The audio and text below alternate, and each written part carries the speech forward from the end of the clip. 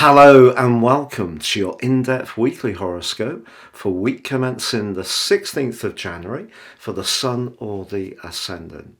Thank you so much for joining me. I'm going to give you a broad overview of what to expect before diving deep to give you in forensic detail all the key influences for each of the 12 zodiac signs. If you're a returning viewer, thank you so much for joining me once more. New to my channel, it's great to have you with me and I'd be honoured if you'd subscribe. Please click or tap on the bell notification symbol. Now this week is very powerful. The Sun is side by side with Pluto for the whole of this week, but across two different zodiac signs. And this is very symbolic because for the last 15 years, Pluto has been making its way through the sign of Capricorn. Capricorn is very much about the established order, big business, big government, big organisations, but big money. Now, the sign of Aquarius is much more about the collective, but also individuality. There's a duality in the sign of Aquarius. Pluto is about transformation. And because it's getting to the end of its journey in Capricorn, which is going to happen basically in 3 stages, it will finally move fully into the sign of Aquarius on the 19th of November 2024. But of course it goes there for 11 weeks this year, 38 weeks in the following year. And what we're seeing is a big shift. And that really starts to show itself this week. This is why this week is so potent. And of course there is then on Saturday, a new moon in the sign of Aquarius, forging a disassociate conjunction with Pluto in Capricorn. But that Plutonian energy can reveal secrets. It's also about deep power that's not necessarily very obvious. It can be about more sinister activities, of course. This week also sees Mercury go direct on Wednesday, Uranus direct on Sunday, but Mercury doesn't emerge from its post-retrograde shadow until the 7th of February. But it does forge a beautiful alliance with the North Node this week, which can be helpful, but a much less helpful one with Mars. Mars now going forwards in the sign of Gemini is quite an impatient, direct energy when it comes to communication, which Mercury governs. So Mercury in the more business-like sign of Capricorn is just saying in this quincunx with Mars that we need to be very sure that we're not jumping to conclusions, making hasty assumptions, or even expressing ourselves in rather an impatient way. Also, from the middle of the week to the end of the week when they become exact, Venus edges into a conjunction with Saturn. Because they're both in the sign of Aquarius, this can be a real test for certain relationships.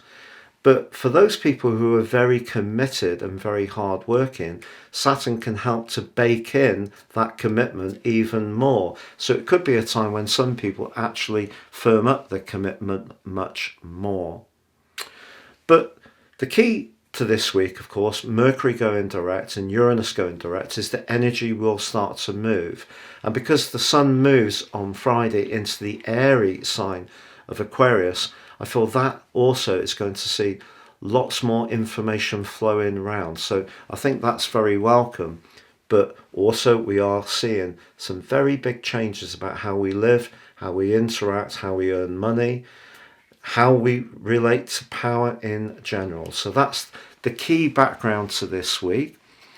If you would like to learn more about natal astrology rather than just this zodiac forecast, if you give me 3 pieces of personal birth data of time, date and place of birth, I can produce a 12-month forecast for you that's totally unique to you.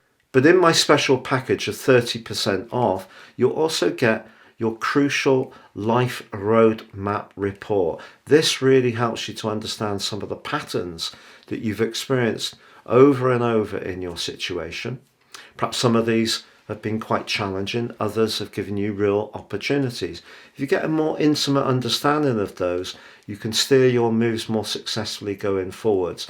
Now, in this special package, you can also get your free 12-month general forecast in terms of your zodiac sign, but also your Chinese forecast and your Indian forecast for year 2023. Please see the link below. So Taurus, your week commencing the 16th of January forecast sees Uranus in your sign end its long retrograde, which began on the 24th of August.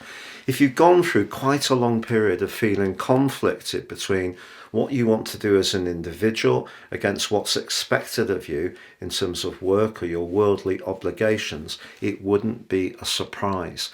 So Uranus going forwards can free up some of that frustration, but the Sun making its way into your sector of success, and also the fact that your ruler Venus joins with Saturn in this area too, does suggest that some conversations to do with a job or a role or those said responsibilities may be part of what you need to go through this week. And maybe some information is going to come to light that seemed rather elusive. Maybe it's a document, a report, some kind of analysis. Perhaps if you've been waiting to speak to someone influential, a source of information such as a lawyer or perhaps an accountant, you'll finally get what you need to start edging forwards.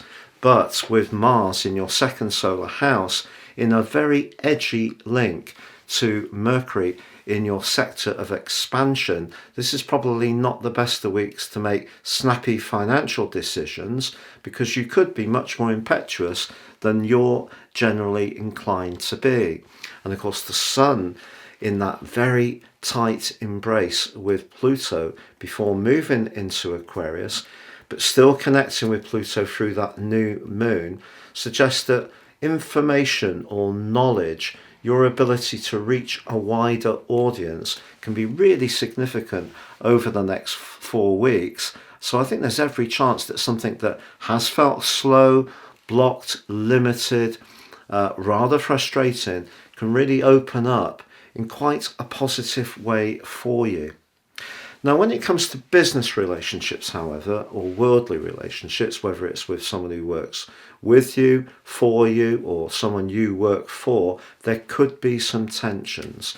And that's because of Venus combining with Saturn. So I think it's important to understand the politics in situations. And also because Mars is in your second house, if someone feels that you're being perhaps a little bit too forceful in terms of imposing what you want in a situation, particularly financially, that could also be an issue. So with the Sun and Pluto, we have to work for the greater good. If we're working for only what we want, even if it's dressed up in some kind of superficial way, it will get seen by some people initially, but by many more people eventually.